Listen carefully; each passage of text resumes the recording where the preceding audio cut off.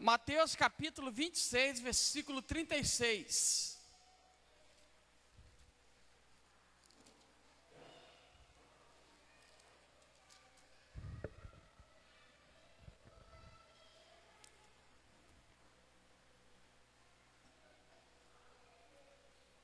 Amém?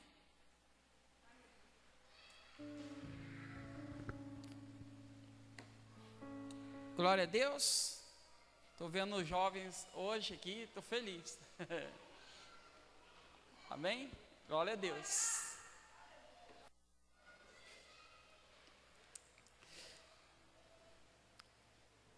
Fique de pé, por favor.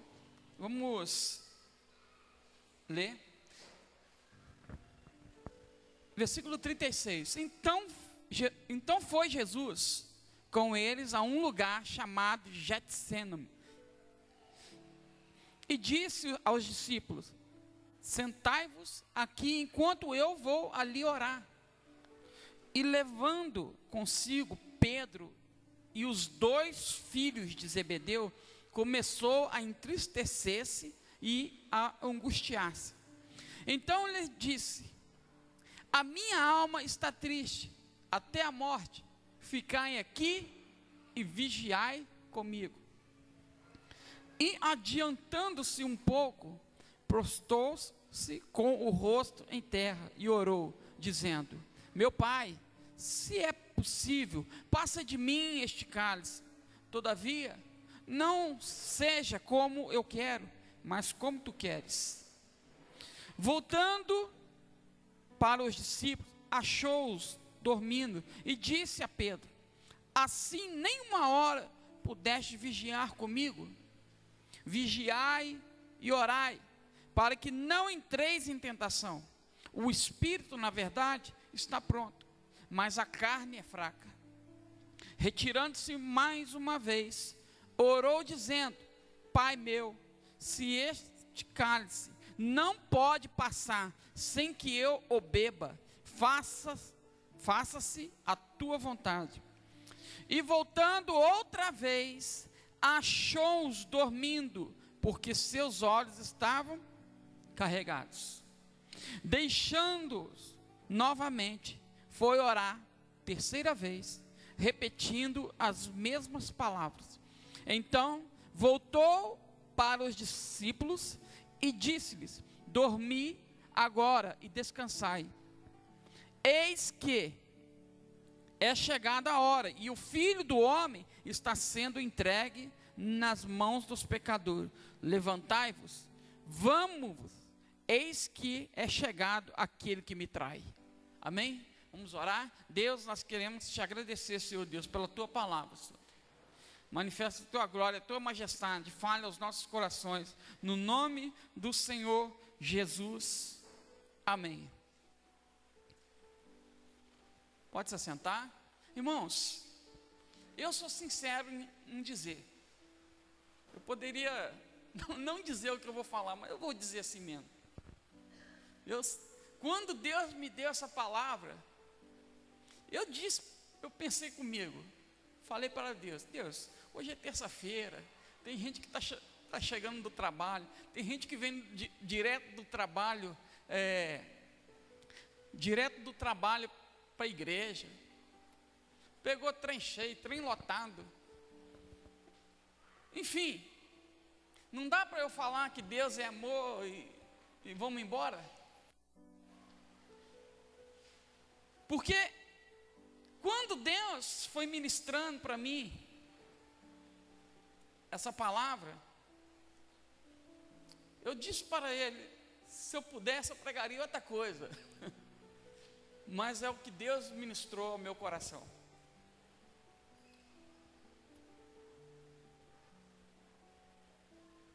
O que está acontecendo aqui?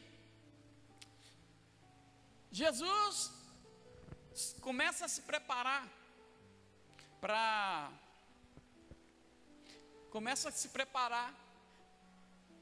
a cruz, para o que havia acontecer.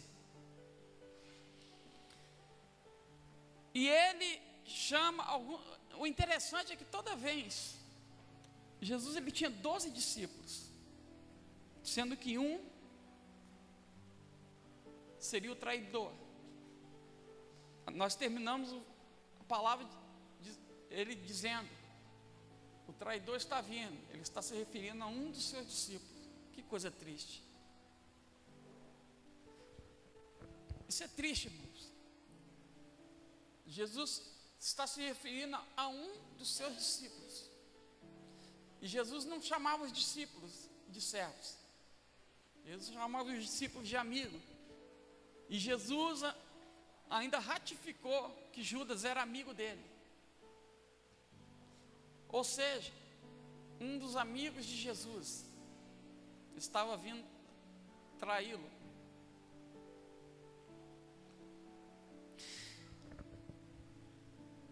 Mas o interessante é que Jesus nunca chamava os 12.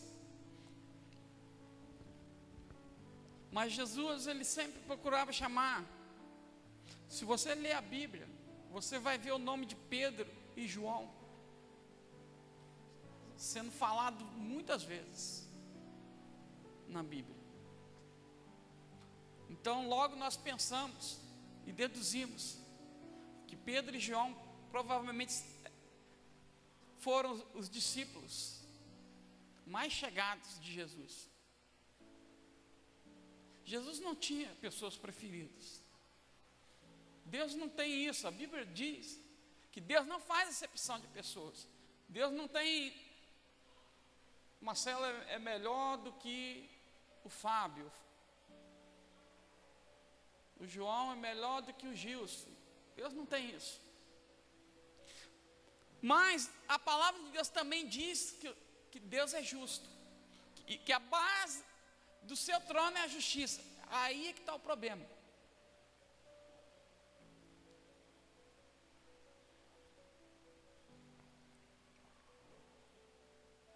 Deus nos ama, Deus ama todos nós.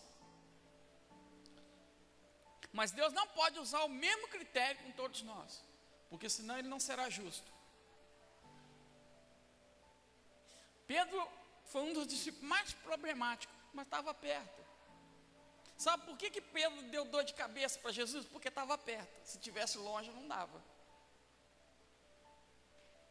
Às vezes nós ficamos até nem com raiva de Pedro, mas ele estava perto. Ele estava lá. Ele estava lá para encher a paciência de Jesus.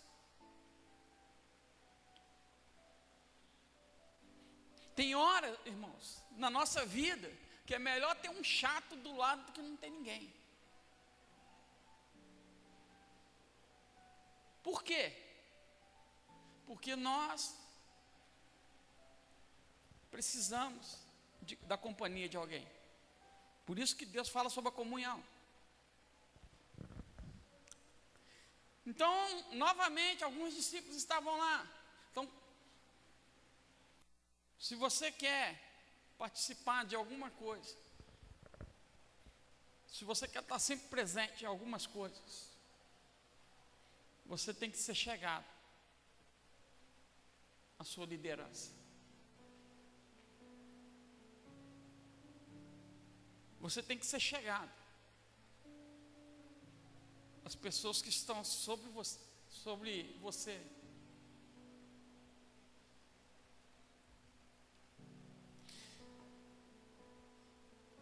Então, Jesus chamou alguns discípulos e disse: vocês ficam aqui, que eu vou orar. E disse para Pedro e João, e o irmão de João, disse: ó, vocês ficam aqui orando, que eu vou orar à parte. Porque existem momentos na nossa vida que é você e Deus. Infelizmente, Jesus chegou nesse momento. O que Jesus ia falar com Deus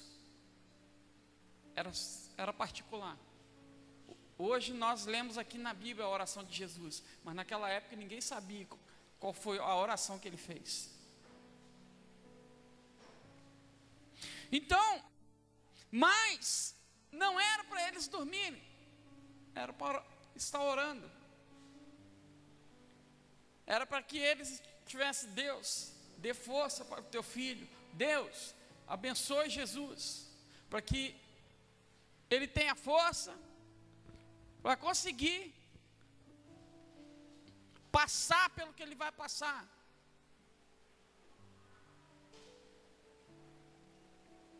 Irmãos, enquanto Deus ministrava ao meu coração essa palavra,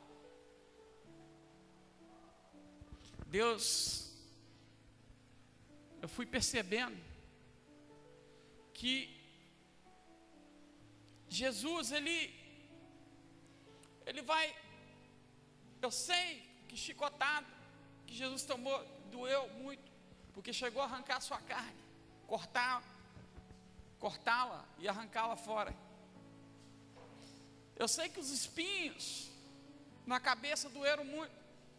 Eu sei que os cravos doeram muito, e ele vai ficar pendurado naquela cruz antes de morrer por 3 horas.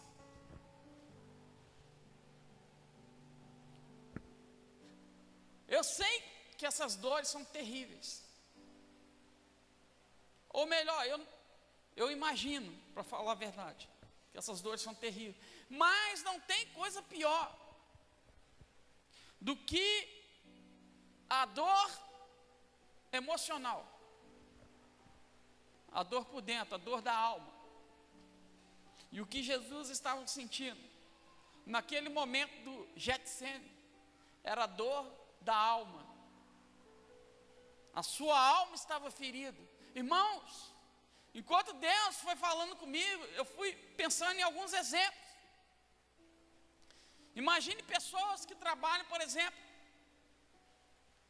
em comércio como vendedor, e tem que atender as pessoas. Imagine que essa pessoa fique um dia, uma semana, um mês, ou sei lá quanto tempo, com a alma machucada.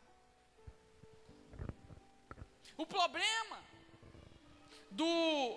da dor da alma é que se a pessoa não falar, você também não consegue ver.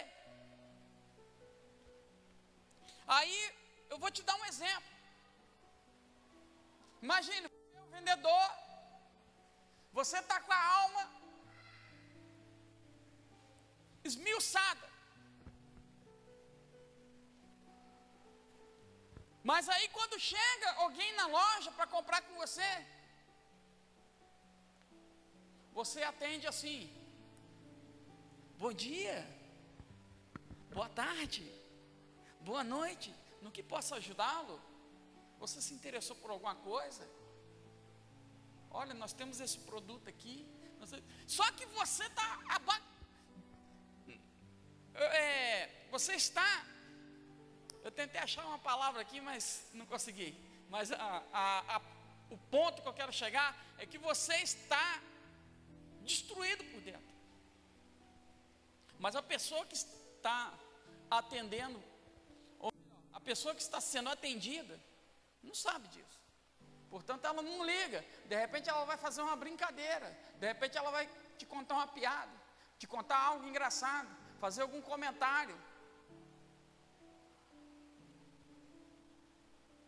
E você ri. Isso não é falsidade. Você está ali para isso mesmo. Mas se aquela mesma pessoa voltar na loja e te ver com a perna engessada, ele vai perguntar: caramba, o que houve? O que aconteceu, rapaz? Eu quebrei, caramba. Ainda vai fazer um comentário, ainda vai falar mal do seu patrão. Nossa, mas não te deram folga? Nossa, por quê? Porque eles estão vendo. E a perna nem está mais doendo, porque depois que ela está engessada, ela para de doer. Mas a dor da alma, só quem anda com você é que percebe. Só que tem um problema aqui, nessa história. A Bíblia vai dizer, a palavra de Deus vai dizer, que Jesus se entristeceu muito. Que Jesus ficou extremamente triste. Mas em momento algum você vai ver um discípulo dizendo assim: Jesus, estou sentindo que o senhor não está legal. Estou sentindo que o senhor está meio chateado. Fica assim, não, Jesus. O que é? O que está acontecendo, Jesus? Vamos orar pelo senhor. Não! Isso não acontece. Eu não sei se foi Deus que cegou os discípulos para que Jesus passasse por isso sozinho. O fato é que houve uma insensibilidade dos discípulos muito grande. Os caras andavam do lado. Quantas vezes você chegou no seu trabalho e você percebeu um colega de trabalho seu abatido? Você percebeu, você pode até não saber o que era, porque ele não quis falar, ou talvez você não teve coragem de perguntar, mas você percebeu. Você vai comentar com alguém: poxa, fulano estava diferente hoje, né? Como que os discípulos não iam perceber uma tristeza tão grande? A palavra de Deus vai narrar um nível de tristeza muito grande. Começou a entristecer-se e a angustiar-se. Como que os discípulos não perceberam isso?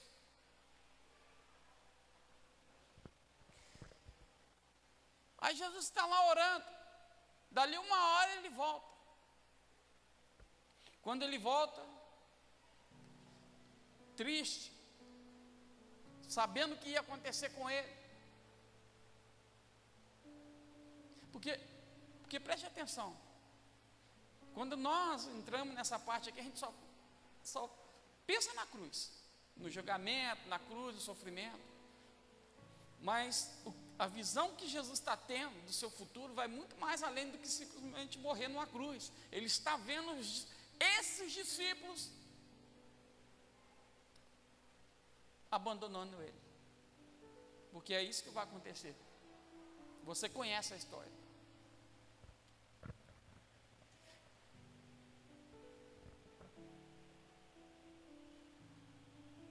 Talvez o maior sofrimento de Jesus não tenha sido a cruz, mas tenha sido olhar em volta e não ver nenhum dos seus amigos por perto.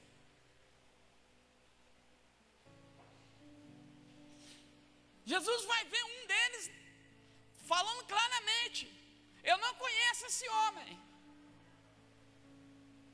não sei quem ele é. É Pedro. Pedro vai dizer isso, com medo de morrer. Um traiu e o outro disse que não conhecia.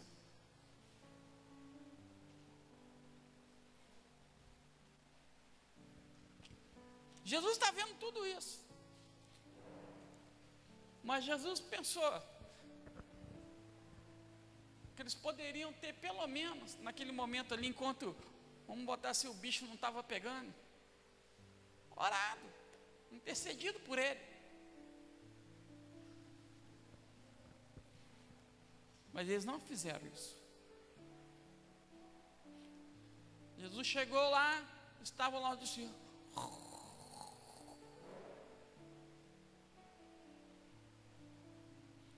Gente, acorda aí. Eu só fiquei 1 hora orando. 1 hora. Vocês já estão dormindo? Vigiem, para que vocês não entrem em tentação. Jesus está falando. Jesus ali não está falando do sono, somente de dormir, mas também de um sono espiritual. Tem muita gente dormindo.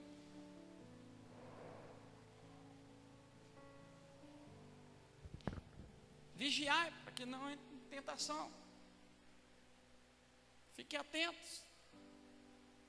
Talvez se Pedro estivesse orando talvez Pedro não teria negado a Jesus. Talvez Pedro teria força suficiente para enfrentar as consequências de te dizer: eu conheço esse homem. Não, ele é meu amigo mesmo.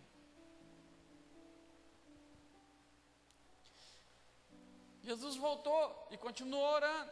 Quando volta, segunda vez, Jesus, o senhor voltou de novo? Aí Jesus já encerrou seu período de oração. Aí Jesus vai dizer: dorme. Agora vocês podem dormir, gente, fica à vontade. Vocês estão querendo dormir mesmo? Então dorme, que daqui a pouco a gente vai partir. Porque daqui a pouco o Judas está chegando aí, e aí vai começar o fim de um começo. Por que o fim de um começo? Porque a morte de Jesus vai ser o começo de uma nova vida para nós. Então, ele diz: o traidor está vindo. Irmãos,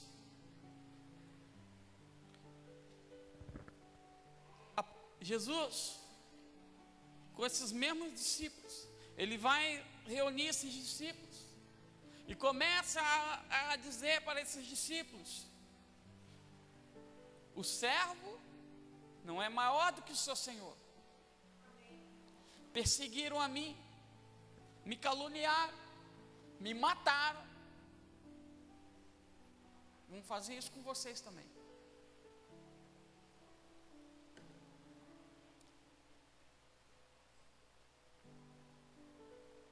E aí o Espírito de Deus, porque nesse versículo não vai estar isso que eu vou falar para você, mas o Espírito de Deus me revelou isso. O servo não é maior que seu senhor. Um dia vocês me abandonaram, vão abandonar vocês também. Irmão, todos nós passaremos pelo Getsemane.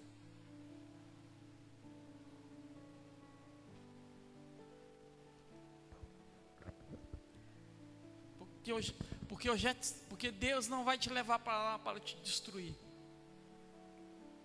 Deus vai te levar para lá para uma grande obra. Porque Jesus não passou pelo Getsemane. Porque Deus tinha prazer no sofrimento dele. Jesus passou pelo Getsemane. Porque Jesus precisou estar completamente sozinho, esquecido, para que ele fosse totalmente dependente de Deus. O Getsemane não é para te fazer sofrer, não é para te fazer chorar. O Getsemane é o lugar onde a única pessoa que vai existir na sua frente é Deus.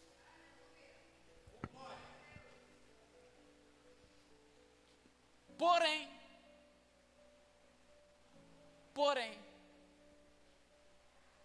será um período, ou foi um período terrível. Uns já passaram pelo Getsemane. Uns estão passando pelo Getsemane. E outros passarão.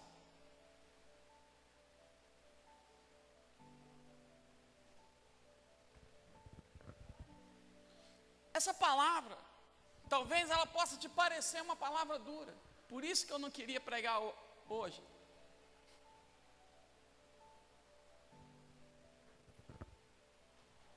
Mas, se eu trouxesse aqui uma palavra, que eu dissesse que você teria vitória, se eu usasse esse mesmo texto e dissesse: olha, Deus fez tudo isso, irmãos, para que você tenha vitória, você estaria dando glória a Deus, aleluia, mas talvez não estaria aprendendo muita coisa.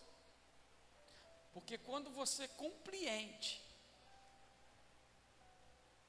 que um dia você poderá estar, ou quando você compreende por que um dia você esteve no Getsêmani,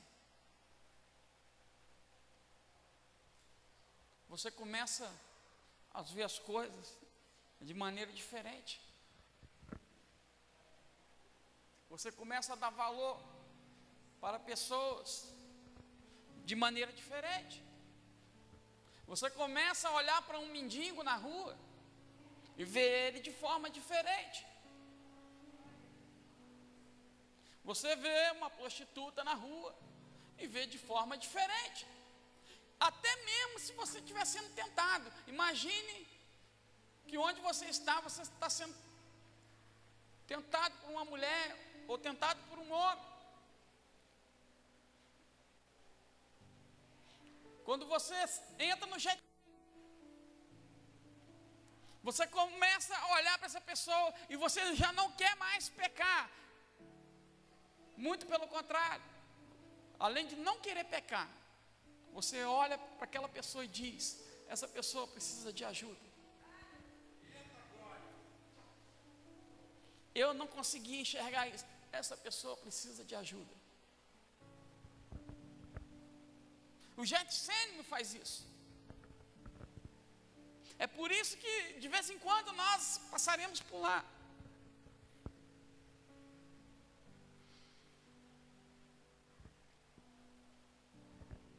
É por isso que Deus nos leva para esse lugar.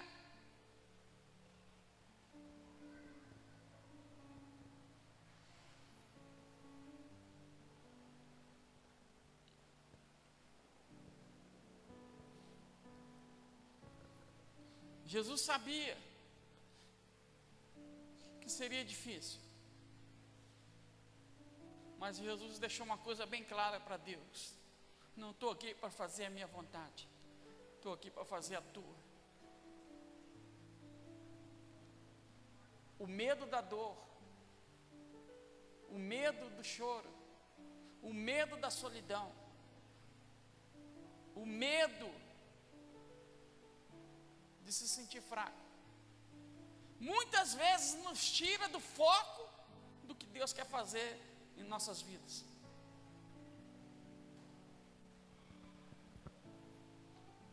É por isso que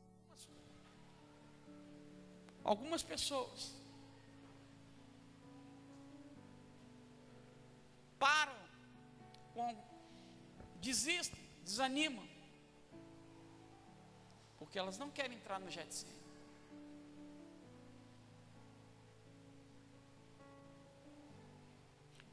Elas querem entrar na terra prometida, mas não querem entrar no Getsêmani.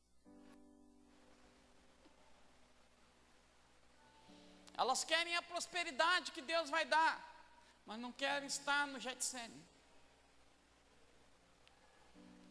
Elas querem serem reconhecidas, mas não querem estar uma hora no Getsêmani sem estar sendo reconhecido por ninguém.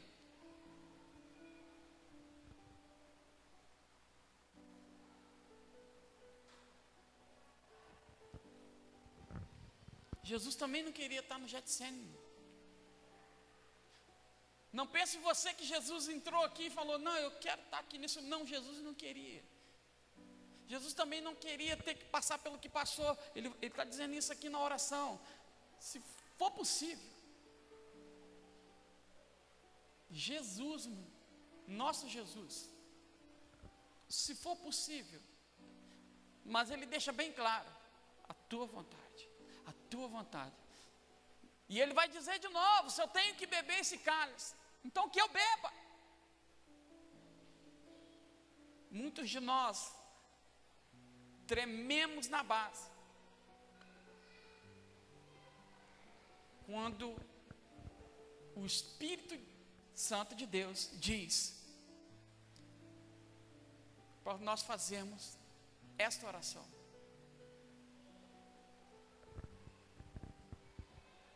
Alguns de nós até oramos: Deus, faça a tua vontade, faça a tua vontade, Senhor, na minha vida.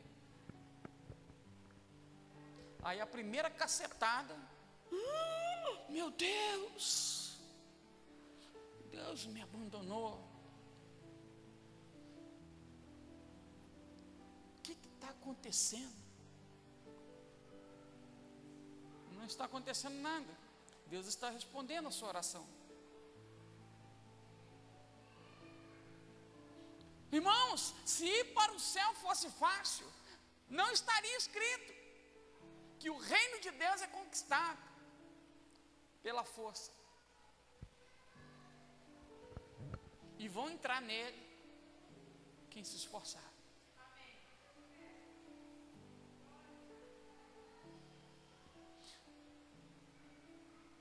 Deus não esconde nada de ninguém.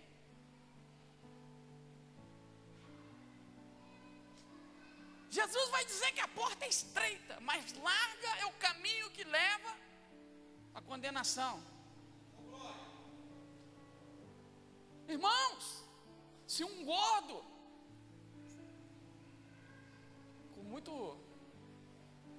com muito respeito, eu amo os gordinhos, mas eu estou apenas dando um exemplo, for passar por uma porta muito estreita e tem que entrar de lado, porque não é fácil passar por uma porta estreita. Tem pessoas achando que só porque vem no culto de vez em quando, só porque faz alguma coisinha de vez em quando, está indo para o céu. Irmãos, a porta é estreita. É estreita, é pequena a porta. Vai entrar um de cada vez no céu. Não dá para entrar todo mundo de uma vez. Eu acho que a porta ficou. Eu acho que Deus fez a porta estreita justamente para ninguém escapar, para ninguém entrar escondido e Deus não vê. Aí não, vai entrar um de cada vez. Marcelo, vem cá primeiro, meu filho. Aí o Fábio está atrás de Marcelo. O Fábio quer passar logo, mas não tem jeito. Marcelo está na frente. Pois é, Marcelo. Você lembra? Lembra aquele evangelismo que você falou que não podia ir e tal, né? Que tinha um parente seu. E o Fábio, caramba, eu passei por isso também. Então, foi um parente meu também no evangelismo. Caramba. A porta é estreita. No inferno não, no inferno a Bíblia diz que as pessoas serão jogadas, a porta é larga, pode jogar que entra. Pode ir com tudo, meu irmão, com o braço aberto que vai entrar, a porta é larga, não tem onde segurar.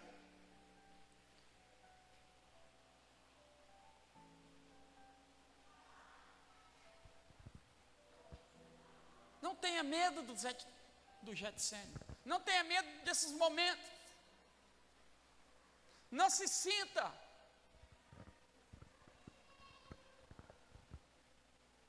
Não se sinta triste. Não estou dizendo que não será um momento triste. E não estou dizendo, não fica triste não. O que eu estou dizendo, quando eu digo para você não se sentir triste, é no sentido de fé, no sentido de continuar confiando. Não é vergonha você chorar.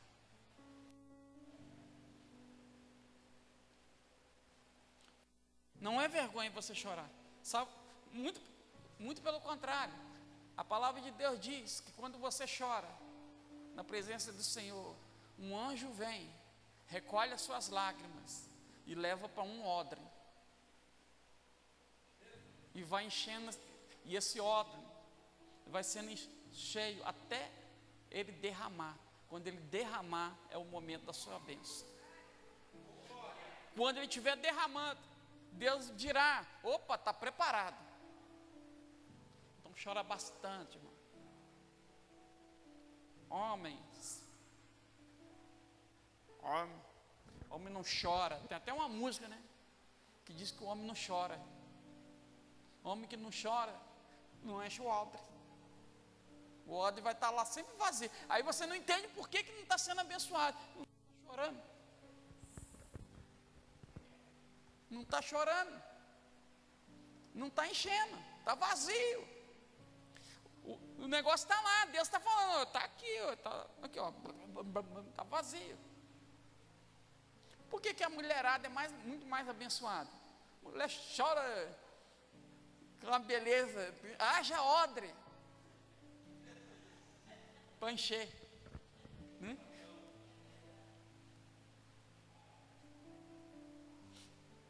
Se a lágrima das nossas esposas pudessem ser usadas por nós, a gente estava feito.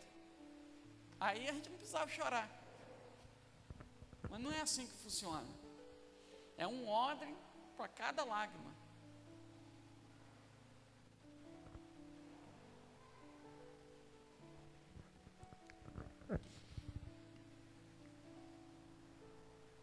É um odre para cada lágrima. Cada um vai encher o seu. Jesus encheu dele. Muitos homens de Deus encheram os deles.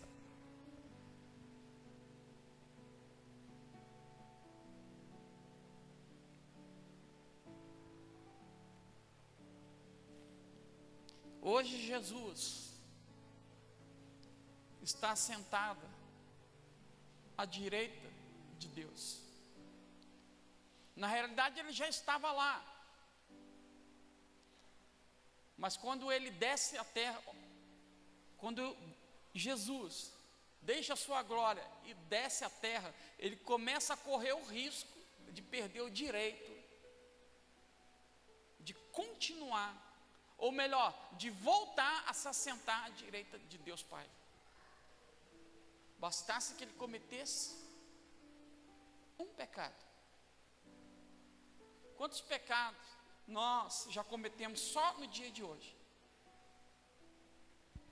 Bastasse que Jesus cometesse um, e tudo que ele largou para trás, ele não iria recuperar. Jesus pagou um preço que não precisava ser pago, correu um risco que não precisava ser corrido, fez tudo isso por amor. Mas quando Jesus cobra de você esse amor para com alguém, você acha difícil. Você acha difícil amar um bandido, um assassino, um ladrão, um homossexual, uma prostituta, um corrupto.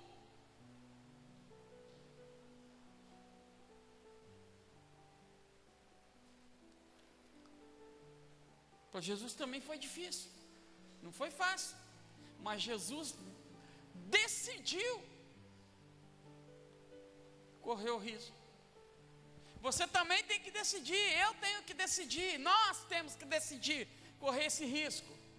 O risco de amar incondicionalmente, o risco de sermos crucificados numa cruz, não literalmente falando, porque não é desejo de Deus que ninguém morra numa cruz,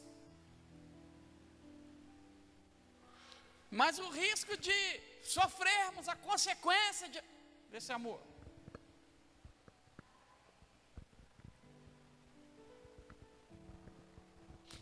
Esse é o Evangelho do Reino. Jesus ele começa a pregar um Evangelho com a seguinte frase: arrependei-vos, porque é chegado o reino de Deus.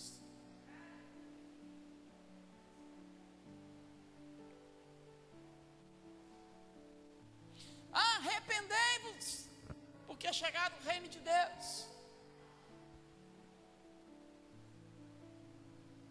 Existe uma necessidade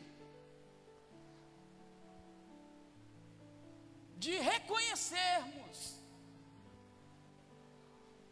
que precisamos nos arrepender.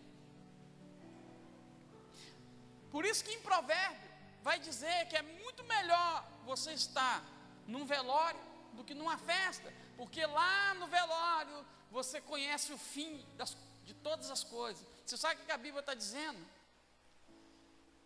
Você está lá no aniversário. Parabéns para você nessa data.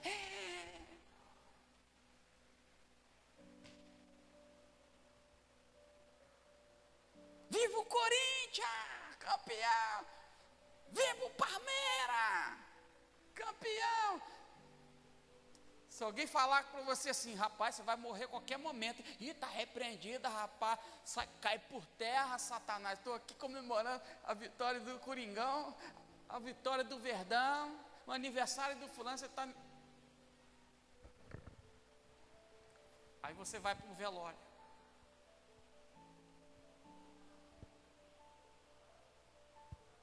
Aí você vai para o velório de uma pessoa de 18 anos.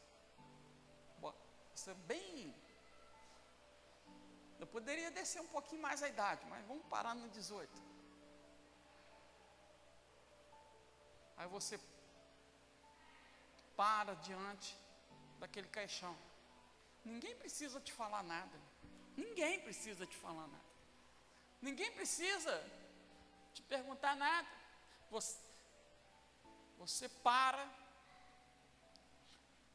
olha para aquela pessoa ali, vê aquele jovem ali, e você começa a se perguntar para você mesmo: meu Deus, podia ser eu. E você não fala, cai por terra, Satanás,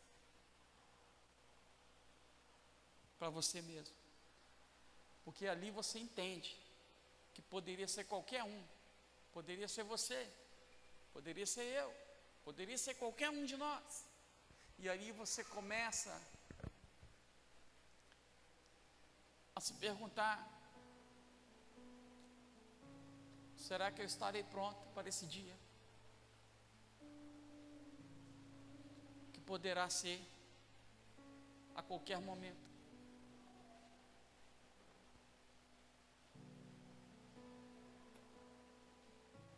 É por isso que o Getsemane existe.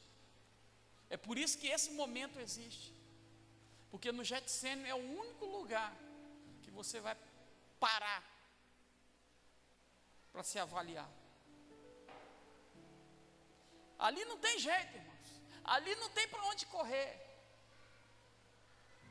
Ali, no Getsemane é tudo ou nada. Ou é ou não é.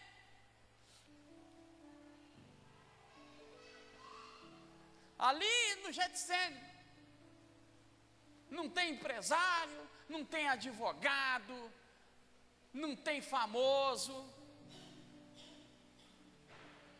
não tem para ninguém. Ali no Getsemane somos todos iguais. Sofremos igual e necessitamos de Deus iguais. Ali Deus mostra quem você é e quem Ele é, do que você precisa, o que você tem que fazer, e pelo que você vai ter que passar.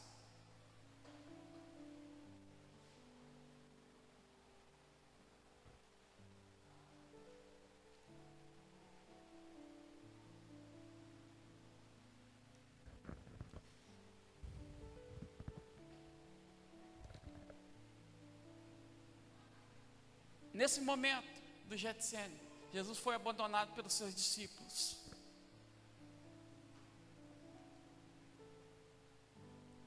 Hoje, Jesus tem um povo. Aqui tinham discípulos, alguns discípulos. Hoje, Jesus tem um povo. Depois do Getsemane, vem a glória. Vem a honra. Antes não.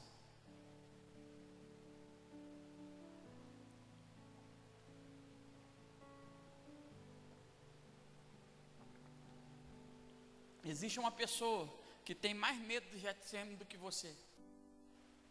Essa pessoa é Satanás. Ele tem medo que você entre nesse jardim.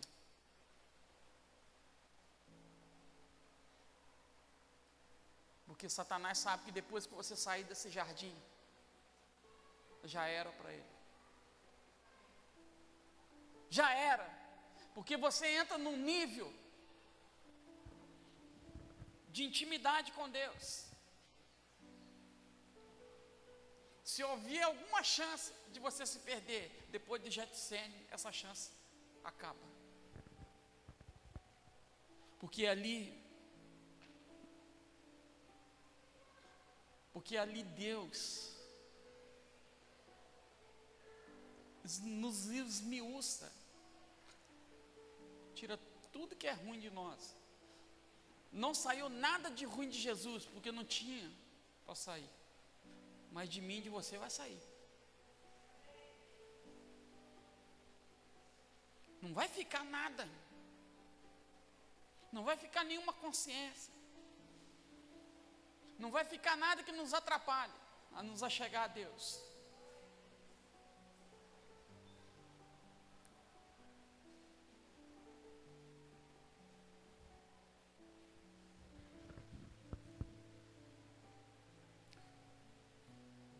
Não vai nada será tão difícil depois desse jardim.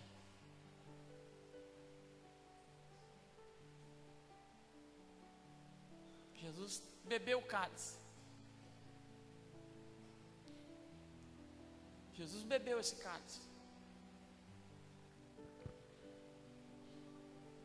E depois alcançou a honra.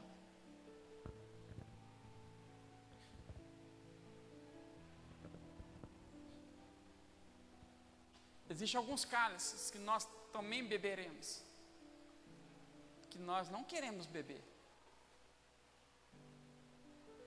Mas depois desse cálice, virá a honra. Não é vergonha você ter medo. Deus não cobra de você que você seja coragem. Não, pode mandar no peito, que eu mato no peito e bebo até 2 cálices. Pode mandar para mim. Não, Deus não quer isso. Deus sabe que é duro. Deus só quer que você se arrependa. Deus só quer que você desça. Deus só quer que você esteja lá no Getsêmani morando. Deus não cobra que você. Deus não tem problema em te ver chorando, em te ver preocupado, em te ver ansioso com o que você passará. Deus não tem problema com isso. Deus conhece a nossa humanidade.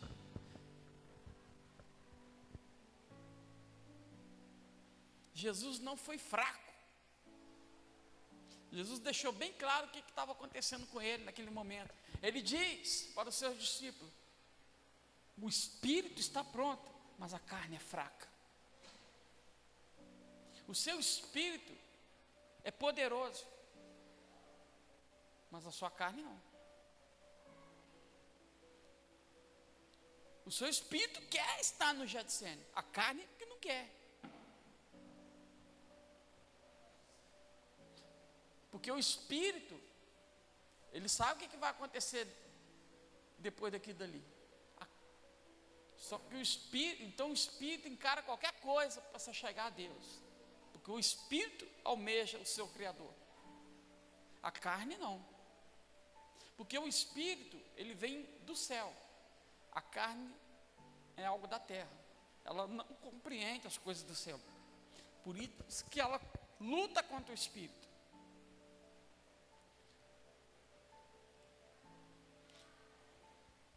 A carne diz para o espírito: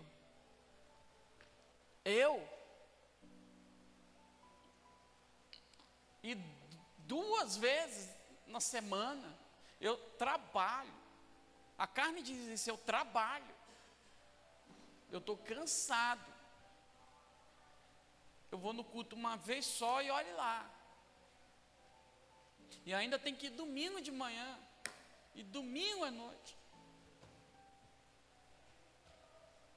E eu tenho que participar de campanha para ajudar crianças. Eu tenho que fazer isso, tenho que distribuir o folheto. Eu estou cansado.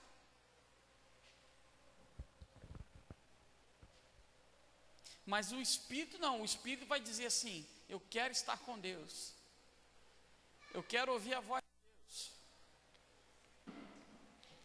eu quero adorar a Deus, eu quero estar perto de Deus. Quando você sai do Getsemane, quem começa a mandar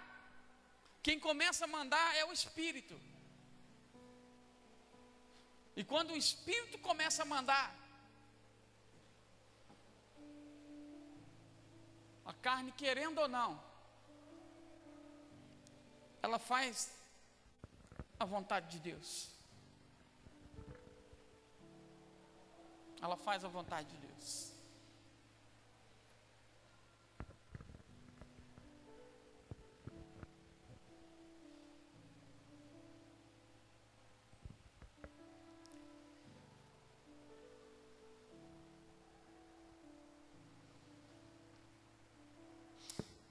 Vigiai e orai, para que não entreis em tentação.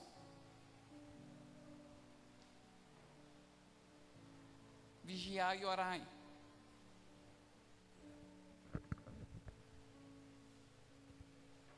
Não é tempo de dormirmos. Não é tempo de descansarmos. Não é aqui o nosso descanso. Não é aqui que a gente vai parar. Enquanto eu descanso, pessoas morrem sem Jesus. Enquanto eu descanso, países estão em guerra. Enquanto eu descanso, crianças morrem de fome. Enquanto eu descanso,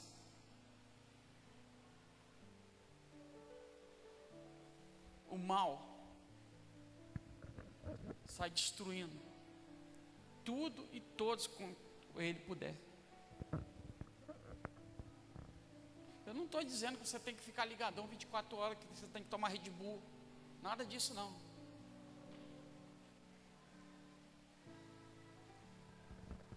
Eu só estou dizendo, ou melhor, a palavra de Deus está nos dizendo que nós temos que nos esforçar mais.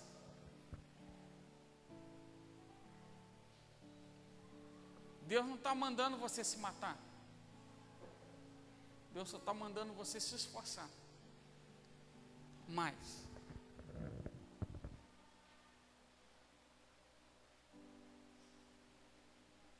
Esses mesmos discípulos que o abandonaram, quando finalmente,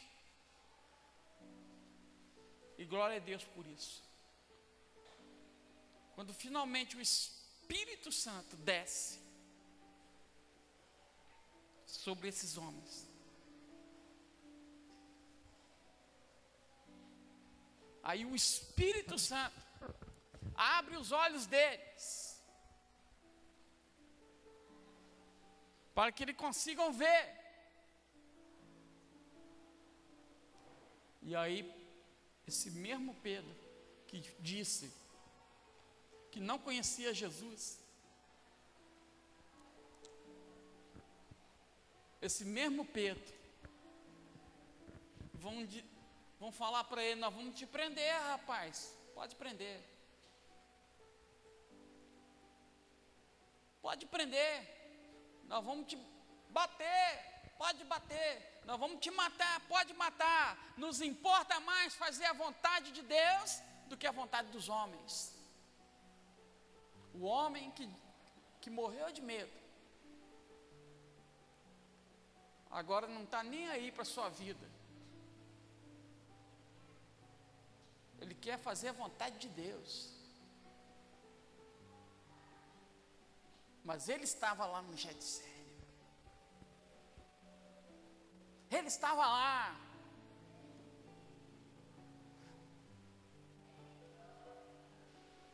ele entender, o Espírito Santo fez ele entender, o Espírito Santo nos faz entender. Nós temos medo, mas o Espírito Santo nos fortalece. Nós somos fracos, mas o Espírito Santo é forte.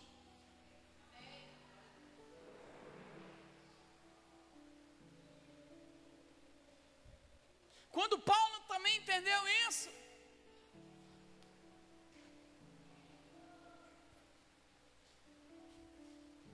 Paulo para de orar.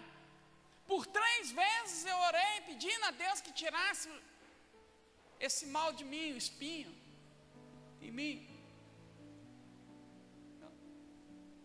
O Espírito Santo disse para ele: o meu poder se aperfeiçoa quando você está fraco. Você está chorando, Paulo? Está doendo, Paulo? O meu poder está sendo aperfeiçoado em você. Você está no Getsêmani, Paulo? Está doendo, né? Está sendo humilhado, Paulo? Mas eu estou crescendo em você.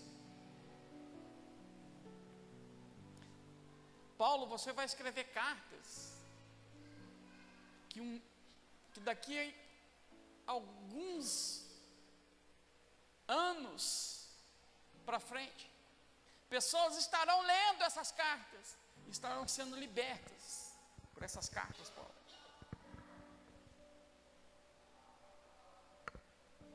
Se eu tirar esse espinho da carne, você vai começar a botar coisas humanas nessas cartas. Sua sabedoria não presta. A sua sabedoria é falha, mas a minha é perfeita. Você tem que escrever as cartas sentindo dor desse espinho. E está achando que Paulo lamenta, fica triste, fica chateado? Não, ele vai dizer: combati um bom combate, guardei a fé. Sabe o que Paulo está dizendo? Passaria por isso tudo de novo. Seria perseguido tudo de novo. Seria morto tudo de novo. Teria um espinho na carne tudo de novo. Porque a glória que há de ser revelada não se compara a esse espinho que está em mim.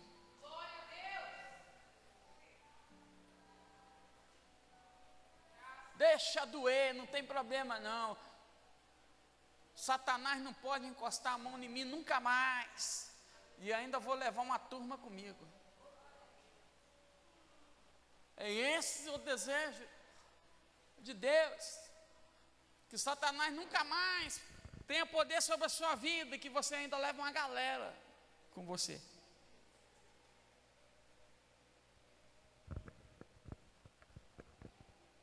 Eu creio, a Bíblia não fala isso. Eu creio, mas eu creio nisso. Existem pessoas, por exemplo, daqui a São José do Rio Preto são 800 quilômetros, longe para Dedéu. É bem depois que que Judas perdeu as botas. Mas eu creio que quando Jesus voltar e nós formos arrebatados, eu creio que eu subirei junto com as pessoas que passaram pela minha vida, em todos os lugares, inclusive lá, inclusive em Minas, inclusive em qualquer lugar. Nós vamos subir juntinho.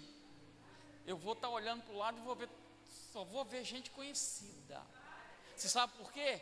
Porque eu creio que Deus não vai simplesmente nos levar para o céu, mas Deus vai fazer questão de falar assim para você: olha, ó, graças ao seu sacrifício. Aí, ó, graças ao seu sacrifício. Vamos subir tudo, nós vamos subir juntos. Juntos. E eu acho interessante, é que quando Paulo escreve sobre o arrebatamento, ele deixa bem claro uma coisa: primeiro os mortos irão ressuscitar, e juntos subiremos para a glória. Talvez você morra, mas você vai subir junto com quem está vivo. Talvez você esteja vivo e aquela pessoa que você evangelizou já morreu, mas ele vai viver de novo, vai apertar sua mão, e aí, estamos de volta. Paulo deixa bem claro: subiremos juntos. Não vai ser primeiro os vivos e depois, não, juntos. Vai todo mundo igualzinho para o céu. Eu creio que nesse dia, talvez a porta não esteja tão estreita, mas vai ser o único dia que não vai estar. Juntos. E você vai ver aquelas pessoas, não importa onde elas estejam, vai subir todo mundo juntinho. Deus vai unir todo mundo. E assim como você verá quem você resgatou, quem te resgatou também estará com você. Um verá o outro, um terá prazer no outro. Deus é maravilhoso, irmãos. Só ir para o céu já bastava, mas Deus vai fazer questão de que seja assim. Antes de você botar o pé no céu, você vai ter esse prazer aqui.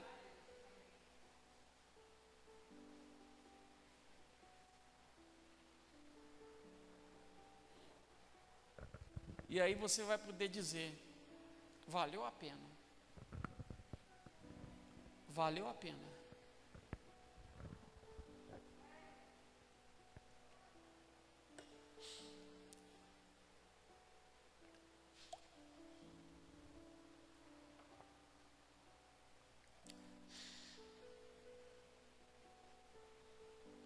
Esse é o Evangelho do Reino.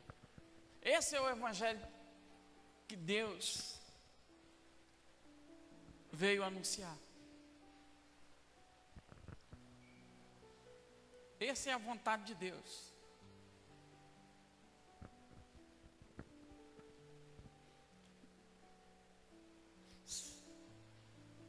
Nós estamos em guerra. Se você conhecer qualquer guerra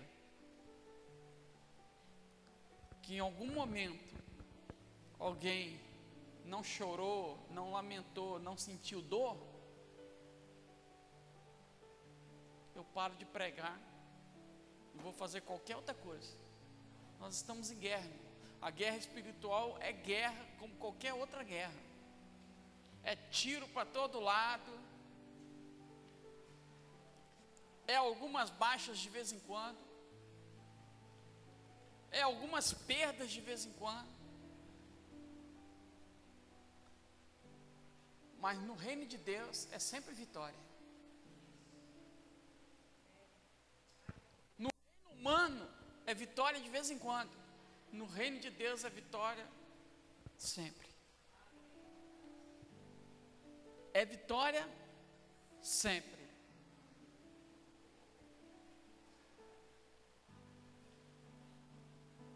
Mas vai doer. É guerra. Nós estamos em guerra. E nós estamos vencendo.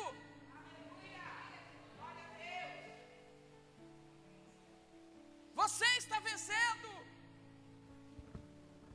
Vamos vencer no final.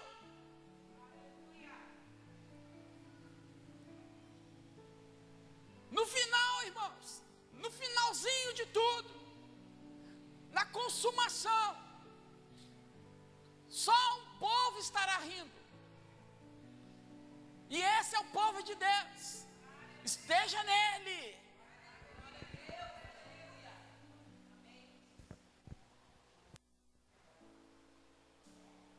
porque o outro povo lamentará eternamente. Com ranger de dentes.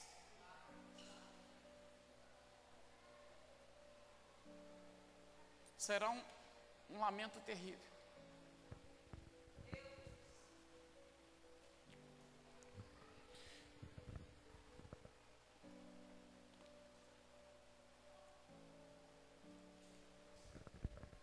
Não tenha medo do Getsêmen.